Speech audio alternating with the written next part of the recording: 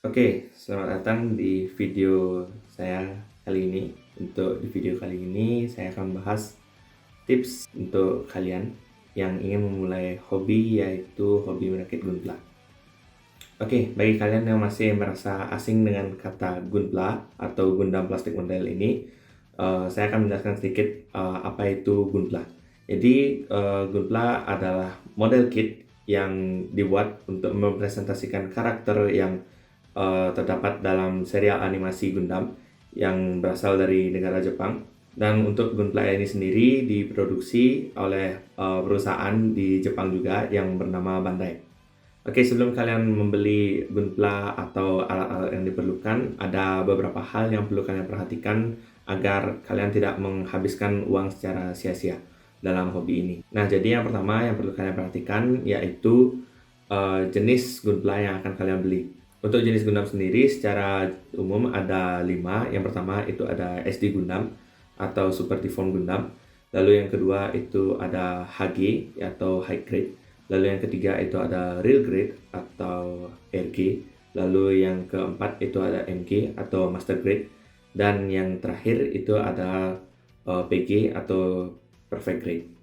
Secara mendasar, kelima jenis tersebut memiliki perbedaan masing-masing yang secara umum itu biasanya dari perbedaan harga, perbedaan detailnya, lalu perbedaan ukurannya.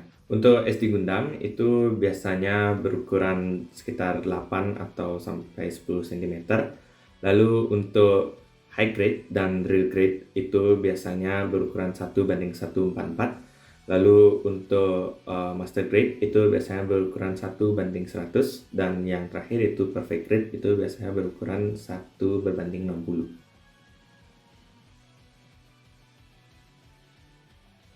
Nah, yang selanjutnya itu adalah hal-hal yang akan kalian dapatkan ketika kalian membeli suatu gunpla.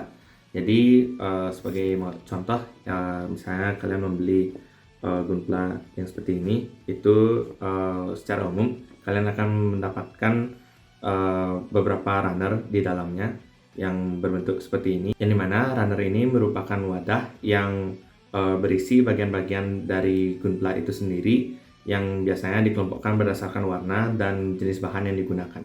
Lalu yang berikutnya kalian akan mendapatkan stiker untuk menampilkan detail-detail yang terdapat pada gunpla yang kalian beli. Dan yang terakhir kalian akan mendapatkan buku panduan atau manual book, yang dimana di dalamnya berisi tata cara untuk merakit gunpla yang kalian beli. Nah, jadi yang selanjutnya kita akan membahas mengenai alat-alat yang biasanya digunakan dalam merakit gunpla ini. Nah, untuk alatnya sendiri itu ada banyak jenisnya, tergantung dari cara kalian untuk merakit gunpla ini.